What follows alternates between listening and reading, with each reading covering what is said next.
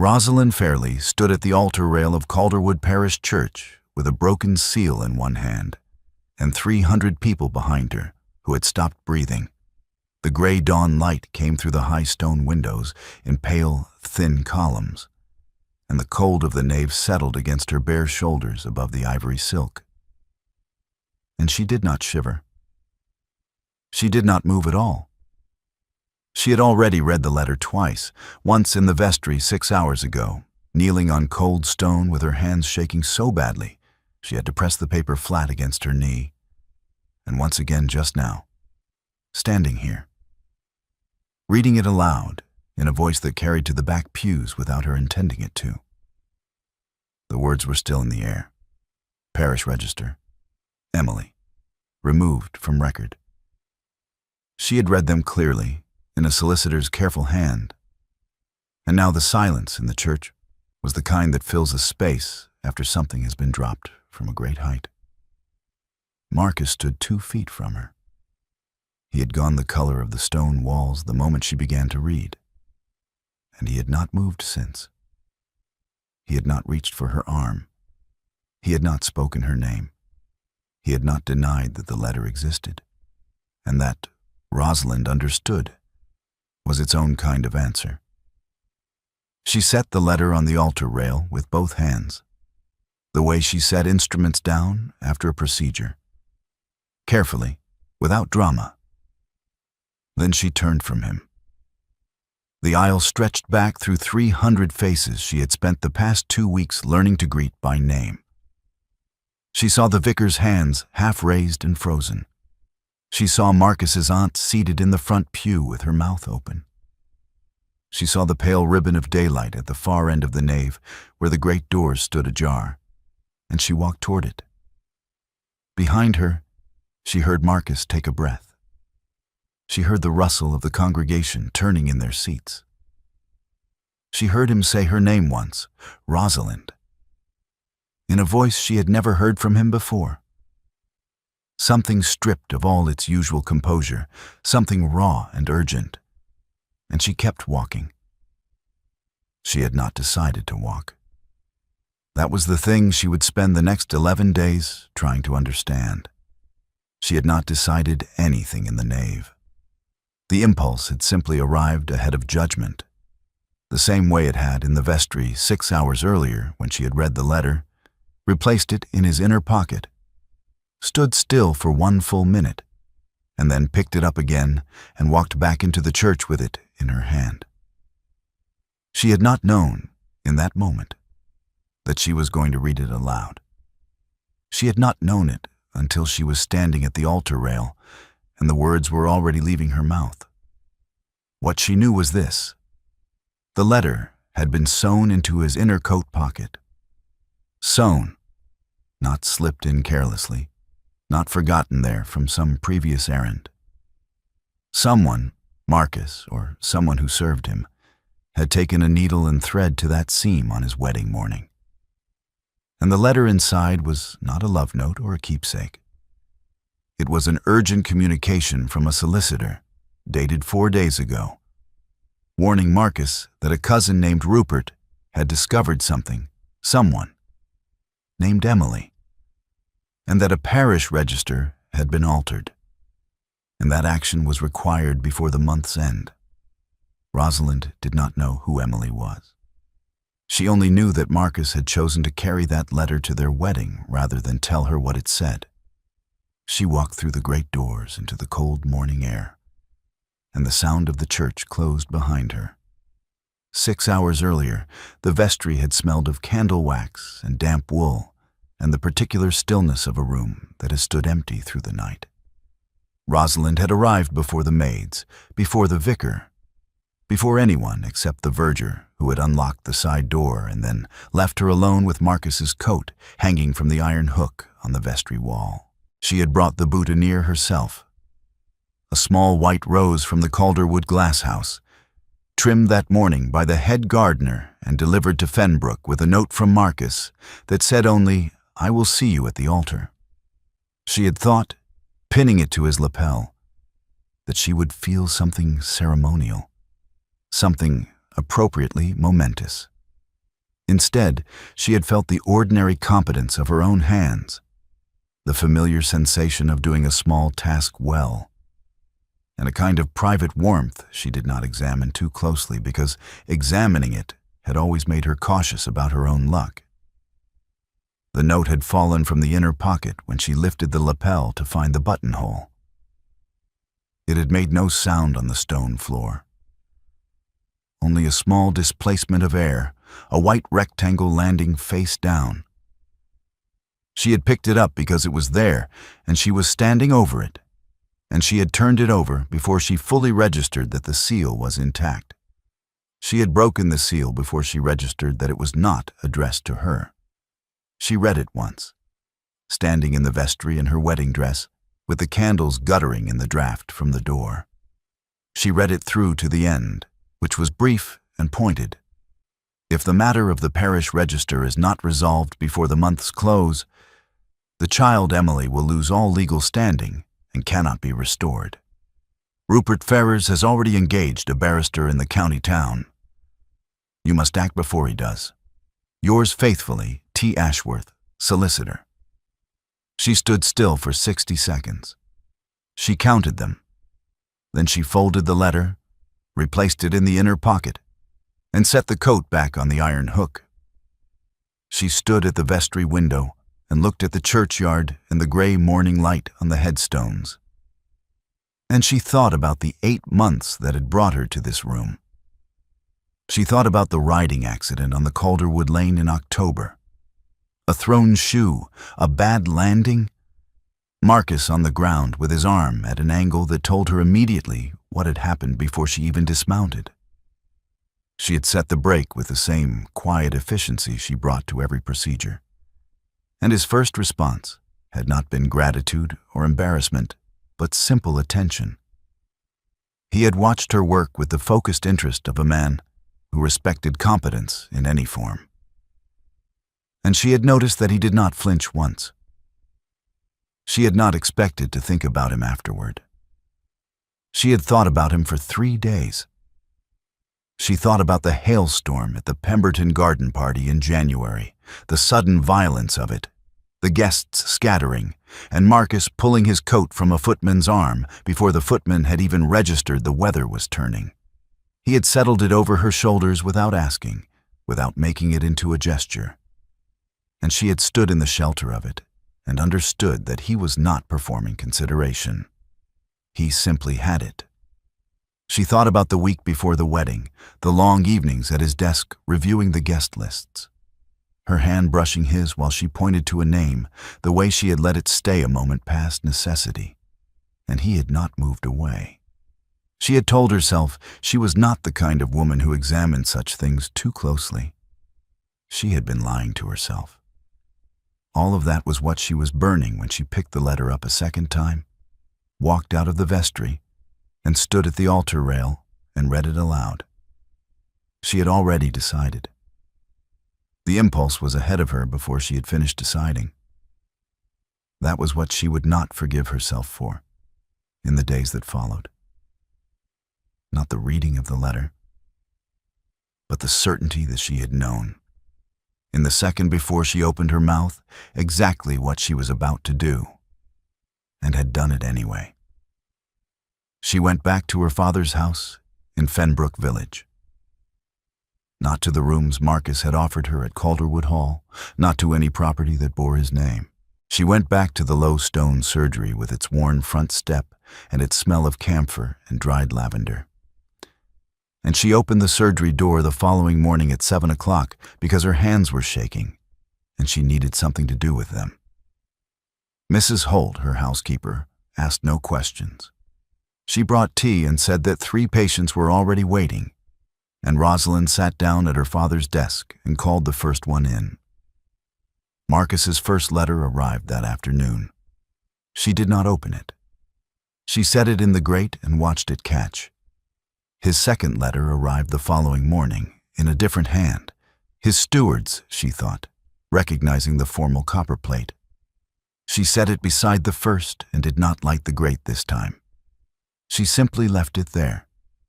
On the third day, Rupert Ferrars appeared at her front door with a basket of hothouse fruit and an expression of such careful, calibrated sympathy that Rosalind nearly closed the door in his face. She did not, because she was a physician's daughter, and she knew that the people who arrived with the most comfort to offer were usually the ones who needed the most watching. "Miss Fairleigh," he said, stepping into the front hall when she stood aside. Or perhaps I should still say Miss Fairleigh, given the circumstances. I wanted to offer my condolences. The whole affair must have been a terrible shock. "It was," Rosalind said. "I hope you know that I hold you in the highest regard," Rupert said, setting the basket on the hall table and turning to face her with an expression of practiced concern. "Whatever my cousin's failings, they are entirely his own. You have nothing to answer for." "I wasn't aware I was being asked to answer for anything," Rosalind said. Rupert smiled. He was a handsome man in a soft, carefully maintained way, the kind of face that had learned early how to be agreeable. "Of course not. I only meant, if there is anything I can do to assist you in understanding the situation fully, the legal dimensions, the question of the arrangement Marcus had in place, I am entirely at your disposal." Rosalind looked at him. She had treated enough frightened patients to recognize when a question was dressed as an offer. "What arrangement are you referring to, Mr. Ferrars?"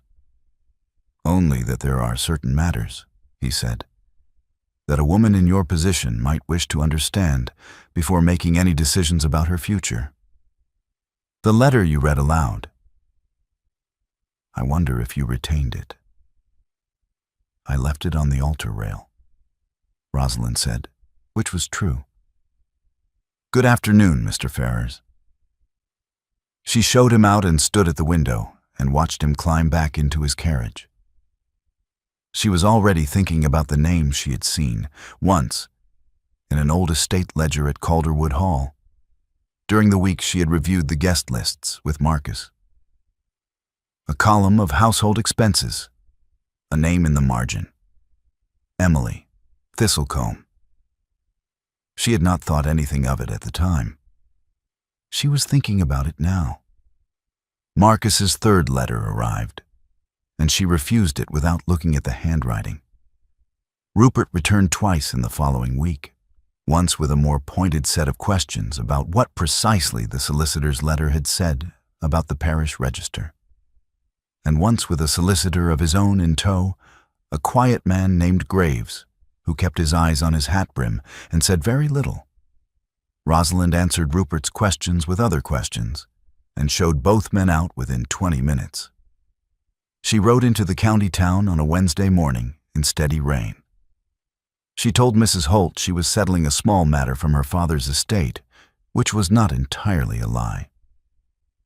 There was a final outstanding account from her father's last year of practice that she had been meaning to address for months. She addressed it first, at the offices of Millward and Son on the High Street. Then she walked 2 doors down to the offices of T. Ashworth, solicitor, and went in. Ashworth was a narrow man with ink on his left cuff, and the expression of someone who had spent 30 years hearing things he wished he hadn't. He looked at Rosalind across his desk and said, "Miss Fairleigh, I expected you might come." "Then you know why I'm here?" Rosalind said. "I know what you read," he said. "I wrote it." "Then tell me what you didn't write," Rosalind said. "Tell me what the letter assumed I already knew." Ashworth was quiet for a moment. Rain struck the window behind him. "I can't speak to confidential matters pertaining to my client," he said. "You understand that?" "I understand it," Rosalind said. "I'm asking you to tell me what is a matter of public record." He looked at her for a long moment. Then he said carefully, "A guardian's petition was filed at the county court 18 months ago. The child named in that petition is currently residing at Thistlecombe Cottage, 2 miles north of Ashvale. There is a separate filing, entered last week, that would alter the parish register of baptisms. That filing has not yet been confirmed." He paused. "There is also a barrister engaged by a third party to contest the original guardian's petition. That matter is expected to come before the court within the month." "And the child," Rosalind said. "Is 5 years old," Ashworth said, "and has, to my knowledge, no one in the world except her guardian and the man who has been paying for her care for the past 5 years." Rosalind thanked him and walked back out into the rain. He arrived at the Fenbrook surgery door that same evening, just after 8. Mrs. Holt turned him away at the door the first time, as Rosalind had instructed. He returned 15 minutes later, and Mrs. Holt turned him away again. The third time, it had begun to rain in earnest, a hard, driving rain that came sideways off the moor. And Rosalind heard Mrs. Holt's voice in the hall, and then a silence. And then Mrs. Holt appeared in the surgery doorway and said, "He's very wet, miss." "Show him in," Rosalind said. Marcus came in still wearing his riding coat, which was dark with water from the shoulders down. He had not sent a groom ahead. He had ridden himself in this weather, which told her something she filed away without comment. He stood on the surgery mat and did not ask for a chair, and she did not offer one. "I owe you an explanation," he said. "You owe me several," Rosalind said. "Begin wherever you like." He began with Emily. He described her in careful, measured terms. A ward, he said, a private arrangement, a matter of guardianship that had been in place for 5 years. Nothing improper in its nature, nothing that reflected on his own conduct. A child for whom he had taken responsibility out of obligation to a promise made to his late brother. He spoke as though he were reading a brief, each sentence following the last with the precision of a man who had prepared this speech in advance and intended to deliver it without deviation. Rosalind let him finish the first paragraph. Then she said, "Marcus." He stopped. "I'm not asking whether you were faithful to me," she said. "I know you were. That isn't what I'm asking." He looked at her. Some of the prepared language went out of his face. "I'm asking," Rosalind said, "why you decided on your own that I was not safe to be told a 5-year-old child existed before our wedding morning. I'm asking what you believed about me that made that the right decision." He opened his mouth. He closed it. "You thought you were protecting her," Rosalind said. "I understand that. What I don't understand is why protecting her required that I know nothing. What did you think I would do with the information? Who did you think I was?" Marcus stood in the surgery doorway, with water dripping from his coat onto the flagstones. And the careful legal language was entirely gone, and he had nothing to replace it with. She watched him search for words and find that all the ones he had prepared were wrong for this particular question, because he had prepared for her to ask whether he had been honest, and she had not asked that. She had asked something harder. "I don't know," he said at last. The 3 words cost him something. She could see it in the way his jaw tightened and released. "I don't have an answer for that." "Then that," Rosalind said, "is where we are." She did not ask him to leave. She also did not ask him to stay. He stood in the doorway for a long moment, and then he put his hat back on and walked back out into the rain. And she listened to his horse's hooves on the lane until they faded. And then she sat down at her father's desk and pressed her palms flat against the wood and breathed. The groom came before dawn. He knocked at the surgery door so quietly that it was the horses in the lane that woke Mrs. Holt first. 2 horses, not 1, which meant he had ridden hard and brought a spare. Rosalind was already half awake when Mrs. Holt appeared in her doorway, candle in hand. "A man at the door, miss. Says his name is Croft." Says he rode from Calderwood through the night. Rosalind was out of bed before Mrs. Holt finished the sentence. Croft was the old Duke's head groom, a stout, weathered man of 60, who had worked at Calderwood since before Marcus was born, and who had, in Rosalind's experience, the particular loyalty of a man who had served a family long enough to know exactly which members of it deserved it. He stood in the hall with his hat in his hands and mud to his knees, and looked at her with an expression of fixed, urgent calm. "I came to you first, miss," he said. Not to his grace. "I want you to know that." "Tell me," Rosalind said. "The register alteration was confirmed yesterday evening," Croft said. "Mr. Rupert's men are expected at Thistlecombe Cottage by midday today to collect the child and transport her to a cousin in Northumberland. The guardian is an old woman, Mrs. Paul. She's got no one to send for. She doesn't even know what's happening. She thinks it's a legal formality." Rosalind looked at him. "How far is Thistlecombe?" 2 hours in good weather," Croft said. 3 in this." Rosalind turned to Mrs. Holt.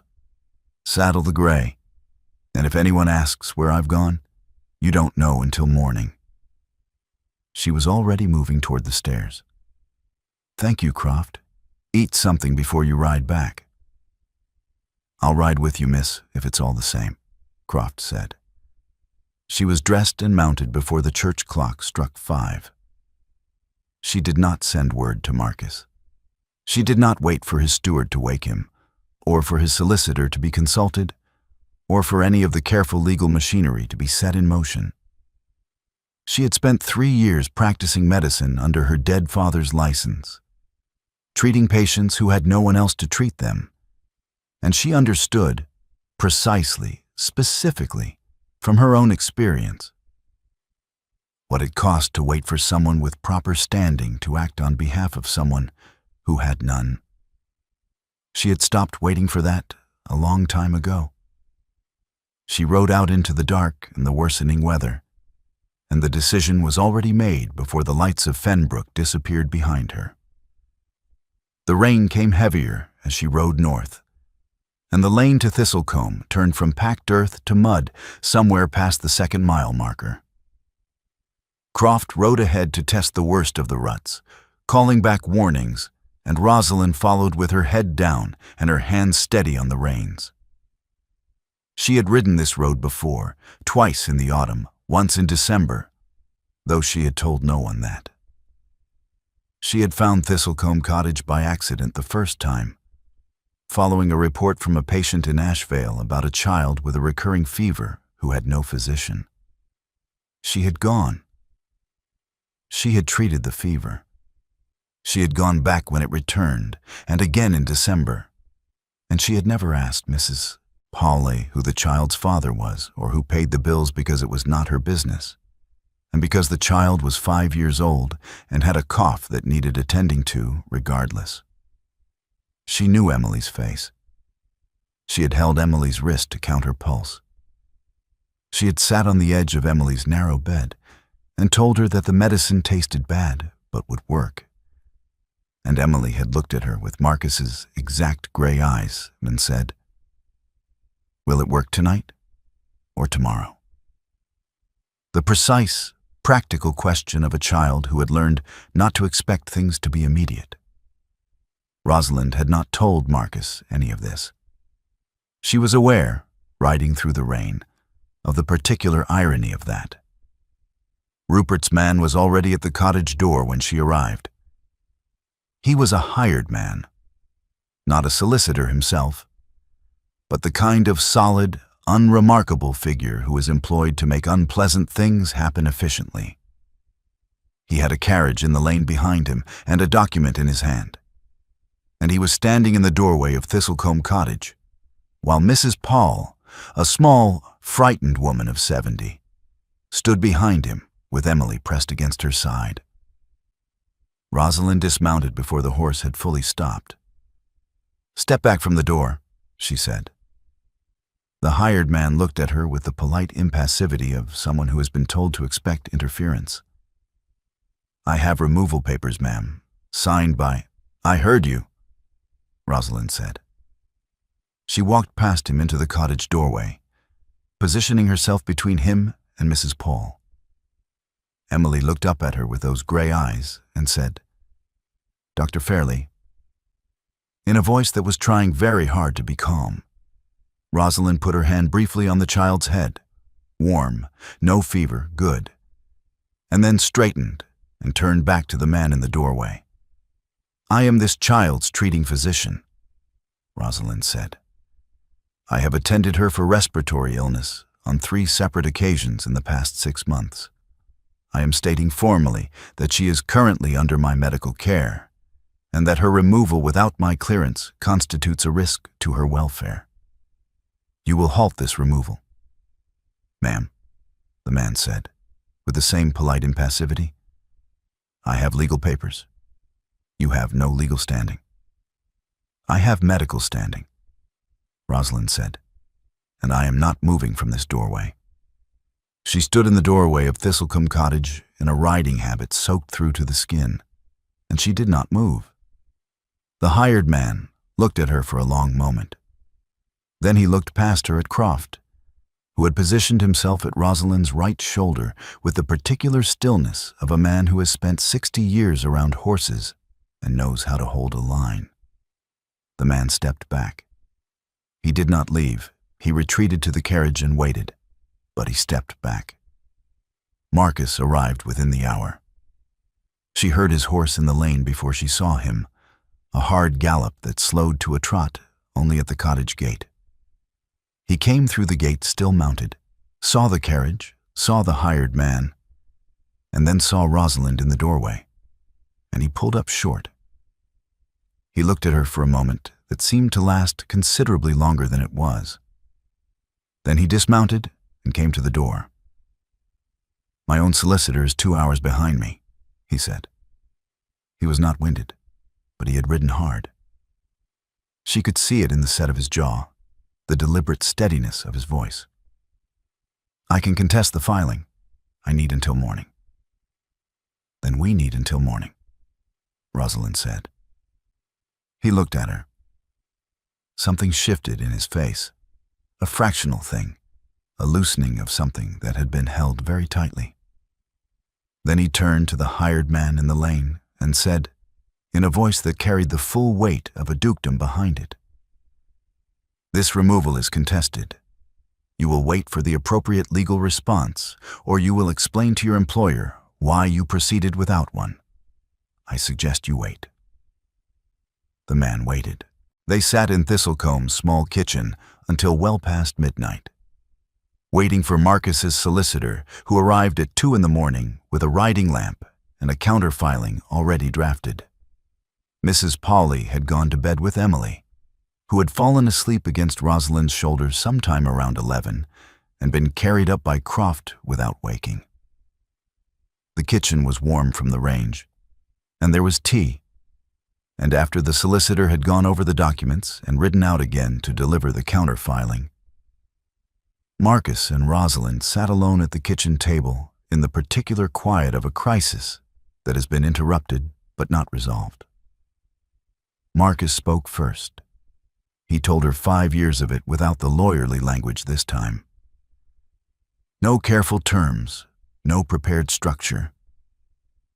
He told her about his brother Edmund, who had been reckless and brilliant and dead at 31 of a fever that should not have killed him. He told her about Edmund's connection to Emily's mother, who had died in childbed, and the promise he had made at Edmund's bedside to see the child provided for. He told her about Rupert, who had contested the inheritance from the first week and who had learned somehow of Emily's existence. How, Marcus did not know, though he had his suspicions about a clerk in Ashworth's office. He told her about the 5 years of silence, the careful maintenance of a fiction that Emily was simply a charity case, the specific night he had understood that silence and erasure had become the same thing and had not known how to stop. I thought, he said, that if fewer people knew, she was safer. Every person who knew was a person Rupert could reach.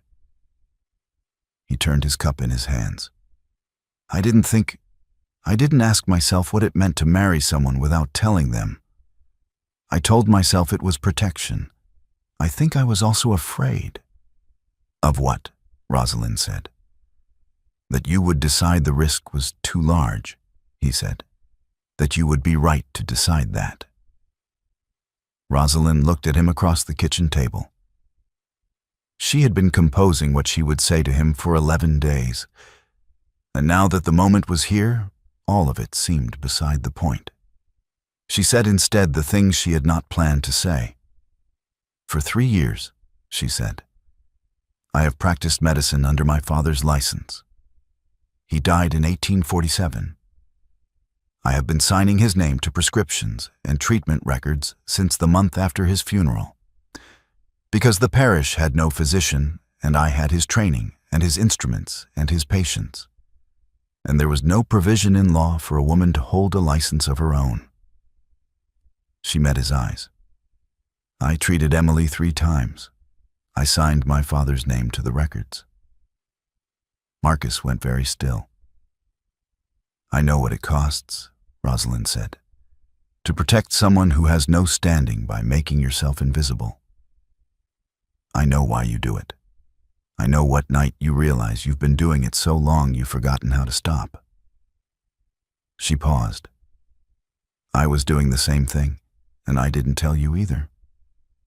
His hand found hers across the table. She did not know which of them moved first. She thought neither of them decided to, precisely. His fingers closed over hers on the worn wood surface, and neither of them spoke for a long time. And the range ticked quietly in the warm kitchen, and outside the rain had finally stopped. The hired man left at dawn. Once Marcus's solicitor returned with confirmation that the counter-filing had been received, and the removal order was suspended pending a hearing. Rupert's legal machinery was real, and it was not finished. The solicitor was clear about that. But it would take weeks, and in those weeks, Emily would stay at Thistlecombe with Mrs. Paul, under the protection of Marcus's legal standing and Rosalind's testimony as her treating physician. That evening, Emily was in the cottage garden chasing the last of the autumn light with a stick, and Mrs. Pauli was inside making supper. And Marcus and Rosalind stood at the low garden wall and watched the child run in circles on the grass. I would rather, Marcus said, be fully known by you and possibly refused than spend another 5 years being careful and alone. He said it plainly, without ornament, looking at the garden rather than at her. It was the most unguarded thing she had ever heard him say. Rosalind kissed him first. No speech before it, no careful consideration. She simply turned and kissed him. And he went very still for half a second, and then kissed her back with the full relief of a man who has been holding something at arm's length for a very long time, and has finally been allowed to put it down. Emily looked over from across the garden and said, "Are you better now?" With the serene practicality of a 5-year-old who has decided this is the relevant question. "Yes," Rosalind said. "We're better now." The marriage was solemnized 6 weeks later, on a quiet Thursday morning at Calderwood, with no crowd and no ceremony beyond what was required.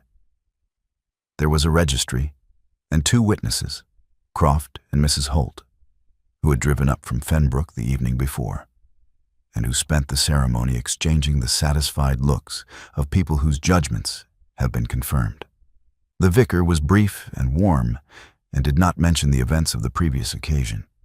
Emily stood in the church doorway in her outdoor coat and her good boots, watching proceedings with the expression of someone who has been promised that this is important and is reserving judgment.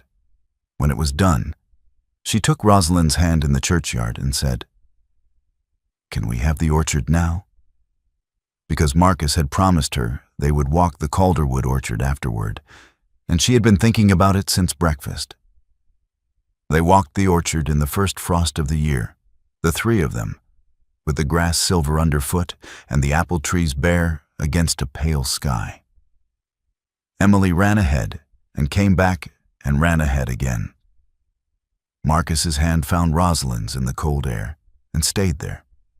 That evening, the door of Calderwood Hall closed against the cold, and the morning light, when it came, found 2 cups of tea on a nursery tray and a child's small shoes by the hearth, set neatly beside their own.